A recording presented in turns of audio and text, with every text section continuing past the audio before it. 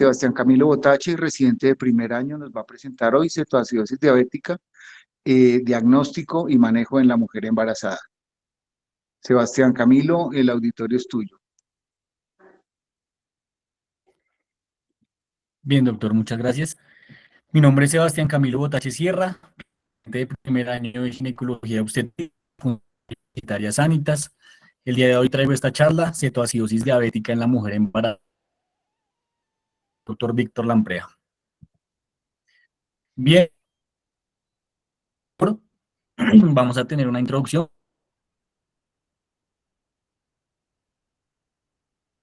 con un poco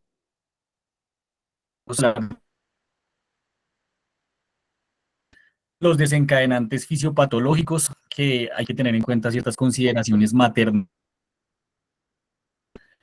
Luego el diagnóstico, el tratamiento y uno de los puntos cardinales de esta charla, el monitoreo fetal y el nacimiento, cómo proceder ante esta situación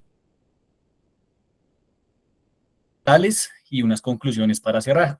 La complicación de la diabetes con poca frecuencia en cuanto a la presentación, pero con alta posibilidad de desencadenar un cuadro de emergencia que pueda llegar a afectar la unidad fetoplacentaria.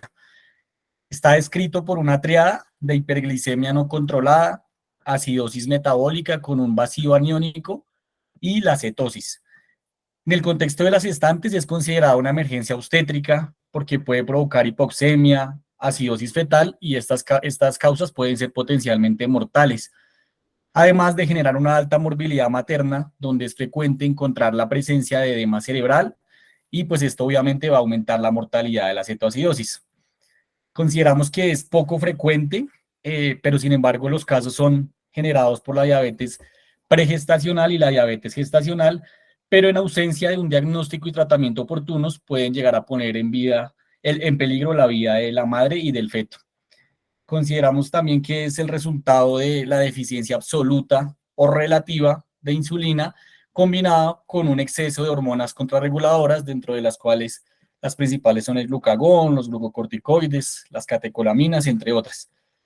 Se ha evidenciado que hay algunos factores predisponentes, como los vómitos prolongados en la gestante, la inanición, las infecciones o la diabetes no diagnosticada. Las embarazadas son propensas a desarrollar la cetosis debido a cambios metabólicos que se han denominado clásicamente en la literatura como una inanición acelerada por los cambios fisiológicos propios del embarazo. Este induce un estado de resistencia a la insulina que es más marcado en la última etapa de la gestación y que puede dar lugar a una mayor deficiencia relativa de insulina, y es allí justamente donde radica la importancia de la cetoacidosis, de un tipo de la cetoacidosis que es la cetoacidosis euglicémica. Es una lucha por encontrar el equilibrio metabólico por medio de los mecanismos compensadores fisiológicos del cuerpo. Cuando la cetoacidosis se combina con las cifras euglicémicas, pues se convierte en un reto diagnóstico, dado que no estamos acostumbrados a ver este cuadro. Cuando nos hablan de cetoacidosis, esperamos encontrar una paciente con cifras hiperglicémicas, no con cifras euglicémicas, pero el embarazo genera estos cambios inesperados. Se considera que la cetoacidosis diabética euglicémica también es una triada bioquímica dada por niveles de glucosa inferiores a 200 miligramos de decilitro, la acidosis metabólica y la presencia de cetonemia. Fue descrita en 1973 por el doctor Munro. Aquí encontramos este artículo que fue el primero que se publicó. Este era un estudio de 211 casos de descompensación metabólica diabética de 37 pacientes que cursaron con una cetoacidosis euglicémica. Bien, hablando un poco de historia, acá podemos observar una línea del tiempo con unos hitos clave en la historia de la cetoacidosis, donde los primeros informes de coma diabético datan de principios del siglo XIX e incluso casos aislados de niños y adultos con diabetes previamente no diagnosticada que presentaban síntomas de aparición rápida de hiperglicemia que posteriormente pues terminaban en coma y en la muerte. Pero en 1857 se identificó la presencia de acetona en la orina por primera vez en un individuo que presentaba un coma diabético, y posterior a esto empiezan los cambios. Se considera que la mortalidad asociada a cetoacidosis diabética previo a esto era mayor al 90% en la era previa a la insulina, pero hasta la década de 1970 se introdujeron las infusiones intravenosas de insulina a dosis bajas y en las décadas posteriores la mortalidad disminuyó a un 1 a 2% desde la década de 2010 en los países desarrollados. La primera guía de la Asociación Estadounidense de Diabetes se publicó en el 2001 y la primera edición de las guías del Reino Unido se publicó en el 2011. Ahora bien, para entender qué es la cetoacidosis, pues hay que recordar ciertas definiciones previas. En este contexto, pues traemos a la ADA como referente con los tipos de diabetes, la tipo 1 con una deficiencia total de insulina, la tipo 2 con una deficiencia progresiva de insulina y la diabetes mellitus gestacional y otros tipos de diabetes menos específicos, menos frecuentes, como la diabetes tipo MODY, que es la diabetes juvenil también llamada, o enfermedades o condiciones que generan una diabetes inducida por fármacos o por sustancias químicas en contextos especiales como la infección por VIH.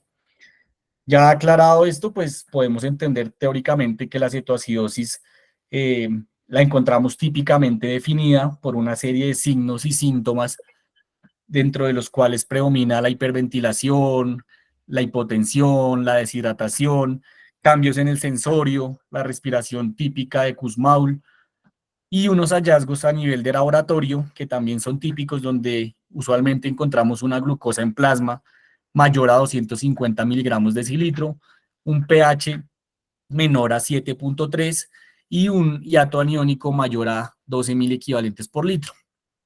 Evidentemente también el hallazgo de cetonas en suero, orina positivos, especialmente el hidroxibutirato. Epidemiológicamente se considera que a nivel mundial la incidencia de diabetes reportada en el embarazo es de 7% y el 90% de estos casos se presentan en mujeres con diabetes mellitus gestacional. La aparición de la cetoacidosis diabética durante el embarazo pues es extremadamente infrecuente, tiene una incidencia muy baja realmente. Se habla de una incidencia entre el 0.5 y el 3% de todas las gestaciones diabéticas y se considera que en Estados Unidos alrededor de 145.000 hay alrededor de 145.000 casos de cetoacidosis diabética por año. En las gestantes, pues se habla de una evidencia de muerte de 5 al 15%, es una mortalidad importante, pero en los fetos es aún más grave, donde se alcanzan tasas de hasta un 35% a nivel mundial.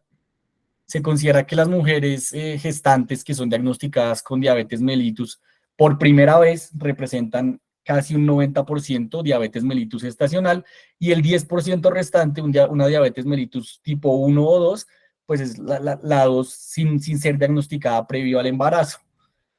Se considera también que sigue prevaleciendo la cetoacidosis euglicémica en las embarazadas. Sin embargo, no se datan altas prevalencias, se datan prevalencias de 0.8 al 1.1% de todos los casos de cetoacidosis en el embarazo. La diabetes gestacional es uno de los principales factores de riesgo para el desarrollo de la cetoacidosis y en nuestro país pues hay poca literatura disponible acerca de la incidencia de esta patología, por lo cual quise traer esta revisión sistemática realizada en el 2023 en Barranquilla, que tenía como objetivo proporcionar un resumen de los estudios que hay sobre prevalencia de diabetes estacional en Colombia hasta el año 2020. En este estudio se incluyeron poblaciones, muestras, grupos y subgrupos de mujeres mayores de 14 años embarazadas con diabetes mellitus gestacional o que estaban en riesgo de presentarla por los factores de riesgo de sus embarazos previos. Se excluyeron estudios con pacientes con diabetes mellitus tipo 1 o tipo 2 preexistente al embarazo. Y esta revisión concluyó un total de 7 estudios con una población de 37.795 participantes colombianas, dando como resultado una prevalencia de alrededor del 8.7%, lo cual, si lo comparamos con la incidencia a nivel mundial de esta patología, no está muy lejana, dada que a nivel mundial es del 7% y este estudio reportó una prevalencia del 8.7%. Hablando un poco de los factores de riesgo, son muy similares pues, a los de la diabetes gestacional. Podemos observar que en Estados Unidos el diagnóstico de novo de la diabetes mellitus ocupa un porcentaje entre el 17 y el 23,8%. Ahora bien, esto sumado al factor de riesgo del antecedente personal de diabetes gestacional, va a aumentar el riesgo entre un 33 a un 50%. Y también hay otros factores asociados o precipitantes como la pobre adherencia al tratamiento o la concomitancia con un segundo factor de riesgo, como por ejemplo aquellas pacientes con historial familiar de primer grado de diabetes mellitus, la edad materna elevada, el sobrepeso previo al embarazo, el índice de masa corporal mayor a 25 o antecedentes obstétricos adversos. También encontramos que en la población materna, pues específicamente hay unos factores precipitantes de la cetoacidosis que están marcados sobre todo por lo que se denomina los factores de estrés social materno. Estos factores son factores que no son netamente fisiológicos o netamente médicos, sino que también incluyen condiciones médicas que van a estar desencadenadas por el embarazo, como los vómitos prolongados sin una patología de base, o una diabetes no diagnosticada o con mala adherencia al tratamiento. Recordemos también que el incumplimiento pues, de la terapia con insulina puede estar asociado a muchos otros factores, no solamente factores médicos, sino también al conocimiento que tenga la paciente con la diabetes, a la falta de apoyo familiar que tenga o al miedo que experimente ante una posible hipoglicemia. En cuanto a la fisiopatología, encontramos que el perfil metabólico de la cetoacidosis es el resultado de una respuesta contrarreguladora exacerbada ante la percepción que sensa el cuerpo de una falta de suministro de glucosa a nivel intracelular. En otras palabras, se puede entender como una lucha constante, hablando en términos fisiológicos, por lograr un equilibrio anabólico. Esto debido a que ante una falta de disponibilidad de insulina, las células entran en un estado de inanición donde los niveles de glucagón y epinefrina como respuesta marcada se van a elevar rápidamente y esto a su vez va a activar diferentes rutas metabólicas.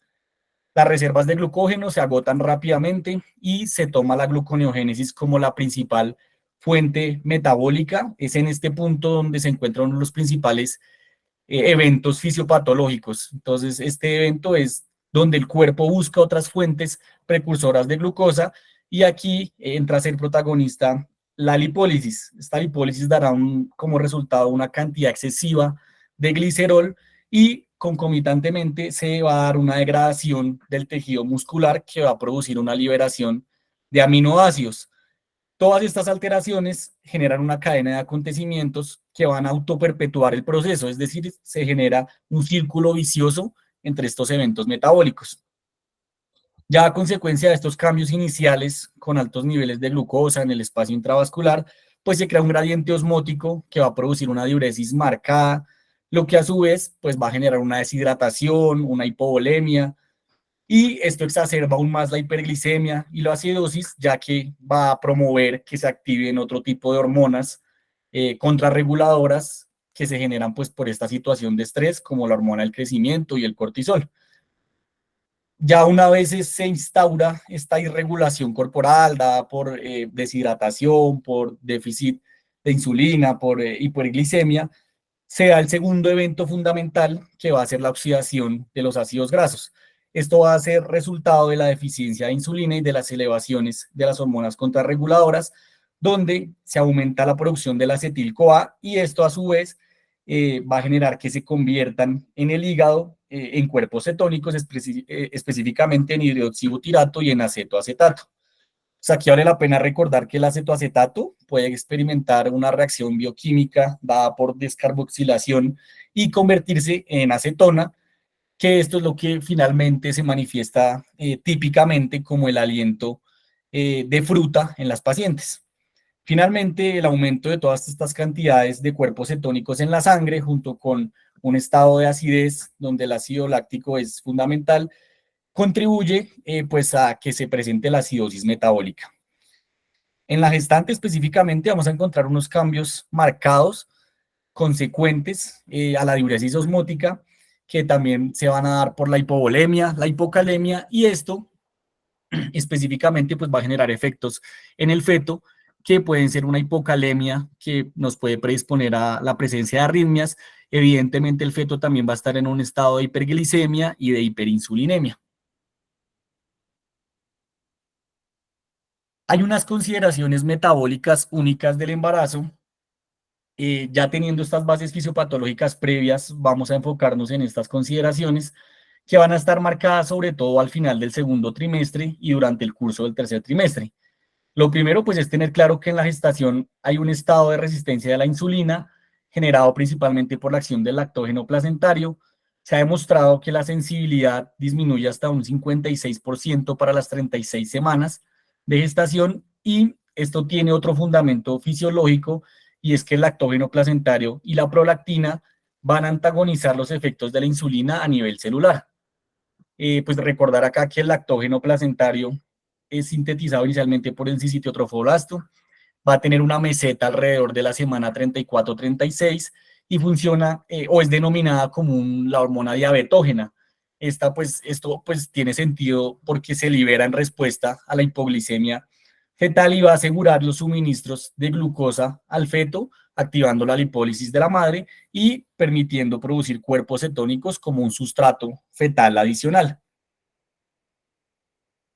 También hay una alcalosis respiratoria en la madre por efectos de la progesterona pues a nivel del centro respiratorio, la cual también disminuye la motilidad gastrointestinal y también se va a aumentar la absorción de carbohidratos que van a promover así también la hiperglicemia. Este estado de alcalosis respiratorio pues se va a encontrar regulado por el aumento de la excreción renal de bicarbonato, pero esto tiene un efecto adverso y es que nos va a disminuir la capacidad amortiguadora que tienen este bicarbonato y esto contribuye aún más a que la cetoacidosis diabética siga perpetuándose y se generen niveles de glicemia un poco más bajos que los observados en las pacientes que no son embarazadas. También es importante tener en cuenta el papel de otras hormonas como la gonadotropina, que va a estar muy elevada al inicio de la gestación y pues esto se va a asociar con la presencia de náuseas y vómitos, que de la misma manera pueden desencadenar la cascada que nombramos previamente de la inanición, generando deshidratación, acidosis y la activación de hormonas relacionadas con el estrés. Todos estos cambios pues van a explicar que las mujeres embarazadas diabéticas con más de 20 semanas tienen mayor propensión a desarrollar más episodios más graves y con una evolución mucho más rápida de cetoacidosis diabética. Esto puede ser en cuestión de horas.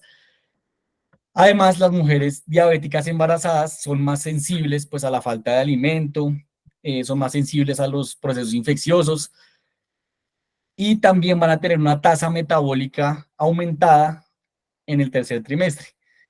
Entonces, esto genera que los niveles de los cuerpos cetónicos maternos durante el ayuno se puedan elevar en un 33% durante el tercer trimestre en comparación con los que se han evidenciado en los estados posparto. Se ha visto también que se pueden detectar cuerpos cetónicos en la orina de las mujeres embarazadas en ayuno en aproximadamente un 30% de las primeras muestras que se toman en pacientes en la mañana. Hay otras consideraciones que son las consideraciones metabólicas del compartimiento fetoplacentario. Entonces, acá vamos a hablar de que los cetoácidos van a atravesar fácilmente la placenta y las demandas fetoplacentarias de glucosa son considerables y se acercan a un equivalente de 150 gramos por día en el tercer trimestre. Todo este transporte pues va a estar mediado por el GLUT1 que va a quintuplicar su función como transportador principal de glucosa transplacentario y esto va a ser incluso en estados de ausencia de hiperglicemia materna. Todos estos efectos de acidosis materna, hiperglicemia, deshidratación y desequilibrios electrolíticos en el estado fetal pues no son muy claros, los datos pues se basan en informes de casos limitados, lo que sí se ha visto son registros cardíacos anormales y en modelos animales que pueden predecir el estado del feto en ese momento. También es claro pues que la diuresis osmótica masiva y la consiguiente deshidratación van a generar una depresión de la volemia materna, lo cual dará como resultado una reducción de esta perfusión a nivel uteroplacentaria. Además, la acidemia materna también puede disminuir el flujo de sangre placentario y esto nos va a generar como consecuencia inevitable una hipoxia fetal. También la hipocalemia materna y la hiperinsulinemia fetal pueden ser potenciales causas de una hipocalemia fetal y conducir a arritmias fatales. Ya hablando un poco del diagnóstico, pues como conocemos hay unos síntomas típicos de la diabetes y de la cetoacidosis diabética. Sin embargo, estos signos y síntomas que típicamente tenemos enfocados durante el embarazo no son patognomónicos, tienden a desarrollarse mucho más rápido durante la gestación y se requiere un alto nivel de sospecha. Por ejemplo, una paciente con cetoacidosis diabética puede ser la presentación inicial del diagnóstico inicial de una diabetes tipo 1 que previamente nunca se había estudiado.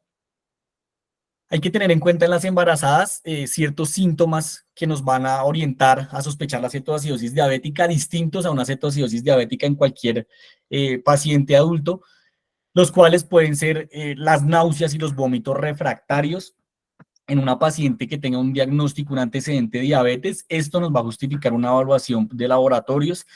También pacientes que puedan presentar dolores abdominales severos o pacientes que puedan estar experimentando contracciones uterinas. Digamos que sin una causa específica, estas pacientes ameritan el estudio. Siempre hay que estar buscando el evento desencadenante, que generalmente es una infección, y también hay que tener en cuenta que en la enfermedad avanzada puede estar presente la respiración de Kussmaul y el olor o el aliento afrutado. De igual manera, recordemos que la cetoacidosis diabética, como los cetoácidos llegan al sistema nervioso, se van a acumular y puede generar ciertas alteraciones a nivel del sistema nervioso, como el letargo, como la somnolencia, generando un estado pues, de desorientación que incluso puede llegar a terminar en estados de coma como consecuencia de un edema cerebral.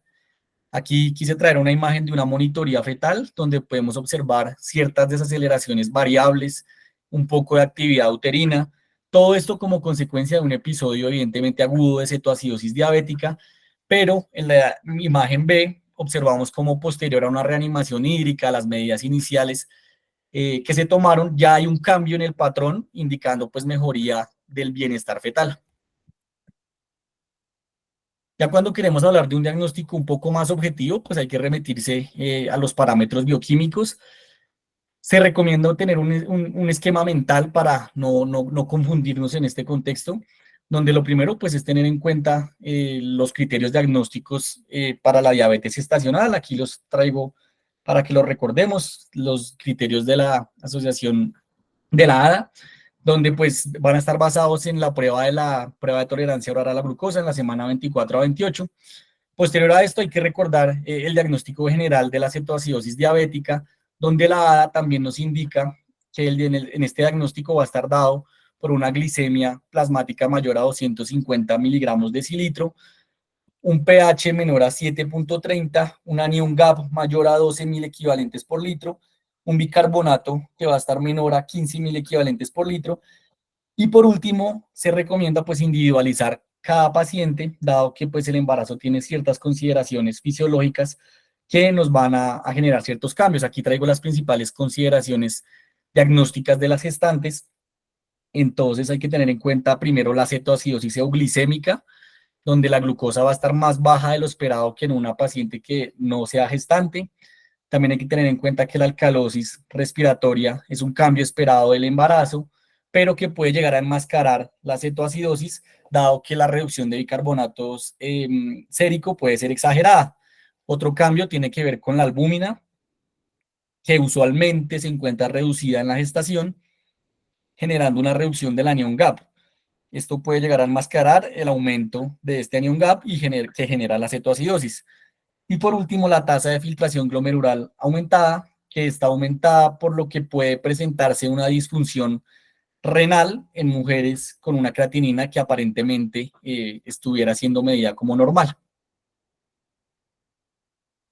En cuanto al tratamiento, hay varios algoritmos de tratamiento, no hay una consideración específica o una ruta específica. Sin embargo, se proponen varias intervenciones donde el denominador común de todos estos algoritmos de tratamiento pues es un acceso intravenoso rápido, definir la necesidad de asegurar la vía aérea y la oxigenación y obviamente ingresar a la paciente a una unidad de vigilancia especial donde se aclara que mientras se va haciendo todo este manejo, es importante no realizar intervenciones en relación al feto hasta que se haya estabilizado a la madre de la condición aguda. Básicamente se proponen 4 pilares del tratamiento, donde la medida inicial pues, es la restitución de fluidos, recomendándose 100 cc por kilo de solución salina normal, y concomitantemente se va manejando el segundo pilar del tratamiento, que está basado en la medición, el control y la restitución de electrolitos en caso de que esto sea necesario. Posteriormente a manejar los niveles de glicemia mediante la aplicación de insulinoterapia, se recomienda insulina de acción rápida, bolos de 10 unidades, continuando con una infusión basal a una tasa de 1 a 2 unidades por hora. Esto se debe continuar de 2 a 4 horas hasta regular los niveles, y posteriormente a esto se hará un cambio a la insulina subcutánea de acción prolongada, pues según el peso del paciente. Adicionalmente, hay otra consideración a tener en cuenta en el tratamiento, y es que cuando tengamos unos niveles de glicemia de 250 miligramos de decilitro o menores, se va a indicar la reposición con dextrosa al 5% en solución salina durante al menos 4 horas. Esto evidentemente mientras que se monitorea a la paciente, se le hace un monitoreo fetal, se completan los demás paraclínicos, se obtiene una función renal completa y se empiezan a hacer valoraciones estrictas de los niveles de potasio y de la diuresis para definir la necesidad de reponer el potasio. Ya la reposición de potasio sería el último pilar del tratamiento. Esto es muy controvertido, sobre todo en un contexto de acidosis severa, dado que algunos autores en este contexto recomiendan 50.000 equivalentes intravenosos solo con un pH menor de 7.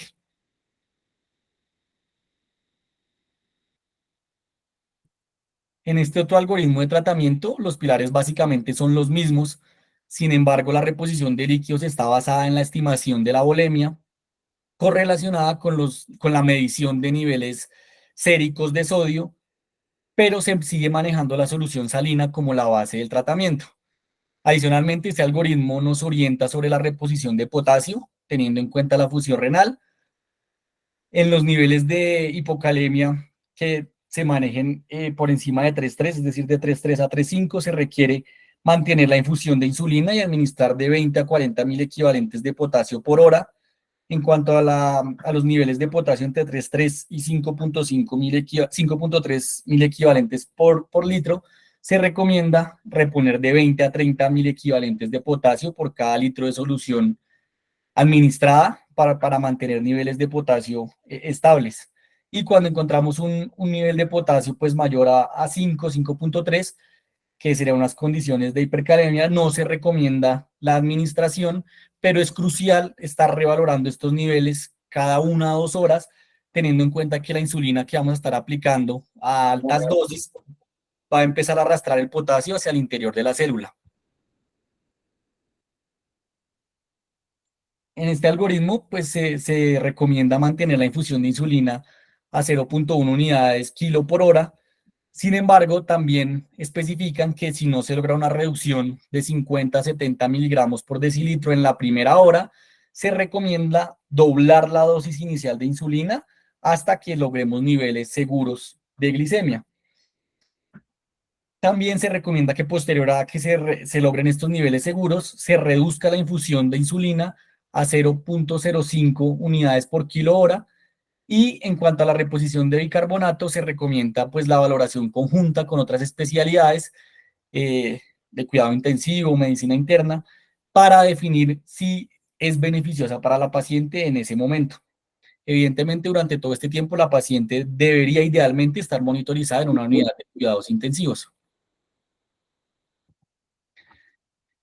Como conclusión del tratamiento, pues hay unos principios clave. Los principios clave es que hay que tener en cuenta que el objetivo de la glucosa en las pacientes embarazadas es de alrededor de 100 a 150 miligramos de decilitro. Está revalorando cada 1 a 2 horas los niveles de potasio para definir la necesidad de reemplazo de potasio, que es, digamos que es algo que es muy, muy frecuente. Continuar la administración de insulina hasta que no solo regularicemos los niveles de glicemia, sino que también revaloremos cómo está el anion gap para ver si se normalizó y en este momento pues sí se puede considerar suspender la administración de insulina y la alta demanda que vamos a administrar de líquidos intravenosos en conjunto con el manejo con dextrosa para mantener los niveles de glucosa, digamos que se estén regularizando, pero de una manera controlada. Todo esto siempre tiene que ir enfocado a la búsqueda intensa de las causas precipitantes que pudieron generar el cuadro de la cetoacidosis en la embarazada.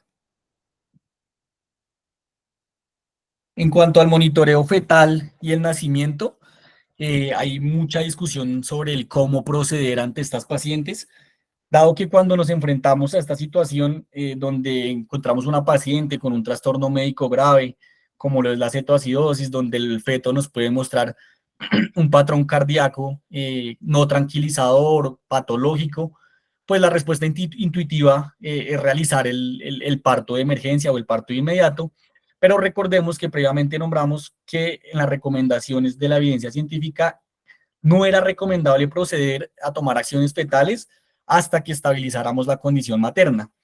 Esto pues tiene un fundamento y es que el parto de un feto que en teoría puede ser extremadamente prematuro o prematuro y acidótico en una madre que está enferma, que probablemente no tenga las condiciones fisiológicas adecuadas, pues va a generar un resultado con un mal pronóstico para ambos. Se recomienda iniciar con las medidas que tenemos a mano para evaluar el bienestar fetal, el Doppler, el perfil biofísico, la monitoría fetal.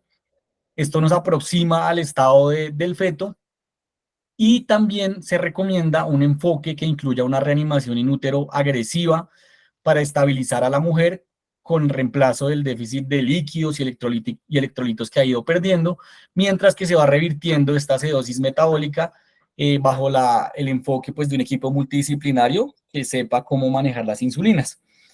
Las reevaluaciones frecuentes de la situación clínica de esta paciente tienen que ser a intervalos cortos, esto para asegurar pues, la seguridad de la madre y del bebé. Sin embargo, hay algo que es un mensaje muy claro de la charla y es que la cetoacidosis diabética per se no es una indicación de parto de emergencia. Esto puede aumentar el riesgo de mortalidad y morbilidad materna y es por esto que proponemos esta cadena de decisiones donde primero se trata de estabilizar la condición materna. Cuando se estabilice la condición materna, idealmente debería empezar a mejorar el estado fetal y si esto sucedió, pues se continuará el embarazo y frecuentemente se dará egreso a una paciente sin mayores complicaciones. Sin embargo, el otro espectro sería cuando al hacer la resucitación de líquidos materna y la estabilización materna, no se logre que el estado fetal y el estado materno mejoren. En este caso, sí se justificaría tomar una decisión para finalizar el parto de emergencia y por supuesto, pues hay que tener en cuenta que esto no es una regla general o directamente proporcional. Esto tiene que ser individualizado en un contexto clínico específico, porque, por ejemplo, si hay una paciente con una alta sospecha de otro tipo de causa de compromiso fetal, como un desprendimiento de placenta, pues es posible que no haya tiempo a esperar a que se revierta la cetoacidosis antes del parto. Entonces, pues obviamente hay que contextualizar cada paciente. También hay unas complicaciones maternas y perinatales. El patrón de frecuencia cardíaca fetal puede llegar a ser poco tranquilizador, teniendo una variabilidad nula, una variabilidad mínima o desaceleraciones variables, pero a medida que se va realizando la reanimación hídrica, estos patrones anormales y las anomalías metabólicas suelen mejorar con el tratamiento. Entonces el momento del parto se va a individualizar en función de múltiples factores, teniendo en cuenta la edad gestacional, el estado de la madre, si la madre está respondiendo a la terapia agresiva o está empeorando, y si el estado del feto también está mejorando o empeorando. Hay que tener en cuenta que los cuerpos cetónicos van a atravesar la barrera hematoencefálica, con lo que el nivel de cetonas en sangre puede ser utilizado como fuente de energía por el cerebro y a mayor concentración de cetonas en sangre, pues va a ser mayor la proporción de energía que obtiene el cerebro en base a estos cuerpos cetónicos, pudiendo alcanzar porcentajes superiores al 60%.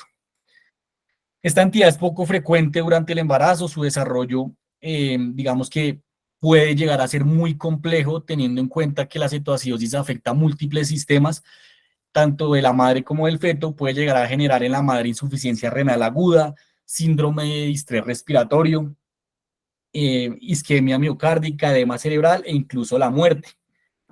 En los años más recientes, la mortalidad materna reportada por esta cetoacidosis diabética ha sido inferior al 1%, pero en los fetos vuelve y juega la mortalidad fetal aumentada de un 9 a 36%. También se ha estudiado mucho qué pasa con estos fetos que han sido expuestos a esta situación de estrés porque su madre cursó con cetoacidosis diabética. Y es importante acotar que se ha reportado una asociación entre cetoácidos elevados durante el embarazo y menores calificaciones del coeficiente intelectual y del desarrollo mental durante el segundo año de vida en pacientes que han sufrido esta condición. Quiero recordar que el cerebro fetal es particularmente susceptible al aumento de los niveles de hidroxibutirato, que es uno de los cuerpos cetónicos de los tres principales que se van a elevar, y de las concentraciones de lactato, que van a disminuir pues, la absorción de glucosa hacia el cerebro fetal. Se sabe que todas estas sustancias se acumulan en los ganglios basales de los niños durante los episodios y este entorno acidótico va a estar relacionado con un déficit en la mielinización y por consecuencia alteraciones en la conectividad cortical, generando déficit en el lenguaje expresivo e incluso se ha relacionado con trastornos del espectro autista. Esto pues evidentemente requiere mayor investigación para esclarecer aún más el efecto de los cetoácidos maternos sobre el daño cerebral del feto. Este cuadro resume las principales complicaciones de la cetoacidosis.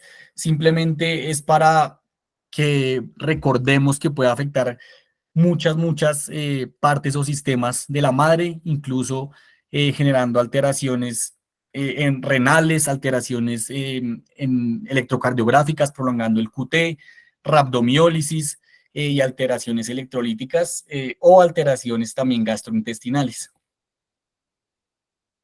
Quería traer también este caso, que es el caso de una presentación mixta entre cetoacidosis diabética y estado hiperosmolar hiperglicémico en el embarazo. Es el reporte de un caso. Era una embarazada de 33 semanas que no tenía controles prenatales, sin antecedentes personales de importancia. Acude al centro médico con un cuadro de náuseas, disnea, ausencia de movimientos fetales. Al ingreso se encuentra somnolienta con tensión arterial también elevada como hallazgo importante y dentro de los exámenes iniciales se documenta una hiperglicemia, pero en este caso mixta. También va a generar posteriormente, las cifras tensionales siguen elevadas, se genera un episodio de convulsión donde la paciente presenta eh, pues una alteración neurológica, se diagnostica eclampsia y se finaliza el embarazo mediante cesárea. Sin embargo, el producto del embarazo pues genera un óbito. La paciente posterior a esto evolucionó favorablemente con la atención multidisciplinaria, fue dada de alta con valores normales de glucosa y de tensión arterial, pero esto lo quise traer para recordar que en el estado hiperosmolar hiperglicémico no hay criterios diagnósticos en el embarazo, entonces nos tenemos que regir por los criterios que se utilizan normalmente en los adultos, con una glucosa plasmática mayor a 600 miligramos de decilitro, diferente a la cetoacidosis que nos hablan de valores mayores a 250 miligramos de decilitro. El pH sí, sigue estando por la misma línea, de 7.3 es el límite, y con un bicarbonato mayor a 18.000 equivalentes por litro y una osmolaridad efectiva mayor a 320 miliosmoles por kilo. En esta paciente, pues desafortunadamente se documentó el estado mixto de la cetoacidosis diabética con el estado hiperosmolar, que se pudo medir por la osmolaridad efectiva, y la consecuencia fue la muerte fetal in útero. Son casos inusuales, pero nos sirven para aumentar el espectro diagnóstico y nos hacen pensar el más allá, pensar en que estas condiciones no se presentan como usualmente las conocemos. Acá traigo otro estudio realizado en el Reino Unido sobre cetoacidosis diabética en la población materna, donde se buscaba estimar la incidencia de cetoacidosis diabética entre mujeres embarazadas y describir sus características clínicas, tratamiento, resultados y tratar de identificar cuáles son los factores de riesgo para esta afección. Fue un estudio nacional de casos y controles en el Reino Unido entre el año 2019 y el 2020. Incluyó a todas las mujeres embarazadas con cetoacidosis diabética independientemente del nivel de glucosa en sangre que se encontrara inicialmente. Se realizó un análisis de casos y controles, donde los casos eran las mujeres con cetoacidosis diabética y los controles eran pacientes cuyos embarazos no se complicaron con cetoacidosis diabética. En total, en este periodo que fue de casi un año, se documentó 82 casos de mujeres con cetoacidosis diabética, donde se encontraba que era de 6.3 casos por cada 100.000 maternidades, y varias de estas pacientes presentaron cifras euglicémicas en los cuadros de cetoacidosis. Como punto positivo, no se produjeron muertes maternas, pero la mortalidad perinatal sí fue del 16%. Se presentaron 11 mortinatos y una muerte neonatal. Estos episodios de cetoacidosis se produjeron principalmente en las mujeres que tenían diabetes tipo 1 en un 85% y en el tercer trimestre del embarazo un 71%. ¿Qué quería también buscar este estudio? ¿Cuáles eran las causas que iban a precipitar la presencia de cetoacidosis? Y principalmente se encontró que la infección fue la principal causa en un 21% de los casos, seguida de los vómitos, que también generaron gran parte de los casos, y posteriormente la terapia con esteroides y errores en la medicación tuvieron una menor eh, implicación en los casos. También se documentó que los factores de riesgos asociados a la cetoacidosis entre las mujeres con diabetes tipo 1 fueron generados complicaciones microvasculares de la diabetes antes del embarazo. También quise traer esta publicación denominada Cetoacidosis diabética en el embarazo, factores de riesgo clínicos, presentación y resultados. Fue una cohorte retrospectiva en una clínica en Rochester, en Estados Unidos, que incluyó mujeres entre los 17 y los 45 años que recibieron tratamiento por cetoacidosis diabética durante el embarazo, esto entre el 1 de enero del 2004 y el 31 de diciembre del 2021. Esta fue una corte con una larga periodo de seguimiento. Se encontraron 71 eventos de cetoacidosis diabética en 58 embarazos entre 51 mujeres, donde no hubo muertes maternas tampoco, al igual que el estudio previo, pero se produjo una muerte fetal en el 17% de los embarazos. También nos habla mucho este estudio de los factores de estrés social que nombramos previamente, que estuvieron presentes con frecuencia en alrededor de 30 pacientes del estudio. Adicionalmente se encontró que los bebés nacidos de mujeres con cetoacidosis diabética eran grandes para la edad gestacional en un 33.3%. Esto pues en el contexto de los eventos fisiopatológicos que genera la diabetes gestacional y sus consecuencias en el feto. También que el 60% de ellos sufrieron hipoglicemia neonatal y requirieron un ingreso a una unidad de cuidados intensivos. Hablando de la prevención, dentro de estas estrategias, pues dado que es un cuadro insidioso, que requiere una sospecha clínica importante, que requiere que nosotros entendamos que se puede presentar de forma típica, que no es la paciente que usualmente esperamos encontrar, que sería la paciente con un diagnóstico pregestacional o desde su control prenatal, que no tiene buena adherencia al tratamiento. Esperaríamos que esta fuera la paciente que va a debutar con cetoacidosis diabética. Sin embargo, en la realidad, vemos que no es así siempre. La evidencia científica nos dice que en este contexto hay que ampliar la sospecha y hay que tomar unas medidas, dentro de las cuales las principales es seguir fortaleciendo estas estrategias que nos ayudan a detectar la diabetes gestacional por medio pues, de la aplicación de la PTOG. También influir con estrategias efectivas en el mantenimiento del ejercicio de nuestras maternas. Y por último, también estar pendiente de que se cumplan estos esquemas de vacunación en el control prenatal dentro de los tiempos establecidos, como la vacuna de la influenza. No es una estrategia difícil de lograr, que podemos realizar todos y que puede llegar a mejorar el pronóstico de una paciente con cetoacidosis diabética, dado que si concomitantemente tenemos una paciente en la UCI con cetoacidosis diabética y con una complicación por un cuadro respiratorio que no se vacunó, pues puede llegar a aumentarse la mortalidad.